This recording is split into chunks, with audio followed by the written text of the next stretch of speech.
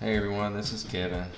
Today I'm going to show you how you would transfer money back to your bank account using Coinbase. A lot of people know how to buy, but everyone has that question. Well, now I want to get my money back, so how do I sell? So you would go to your Coinbase account, and once you have money back into your Coinbase, so if you had sent it back to your Coinbase, you would just go to sell, and once that populates, you would pick what you wanted to sell. Let's just say you had a lot of tether, so you would sell the tether.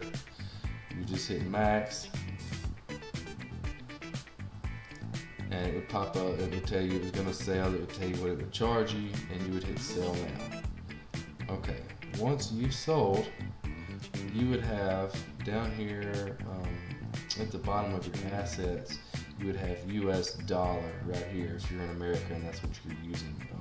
If you're in another country, then whatever currency you use would be listed right there, and that's what you would select. But for us, I'm going to select US dollar, and then you see right down here it says add cash or cash out. And if you had your money sitting up there in that USD amount, you would click cash out, and you would tell it,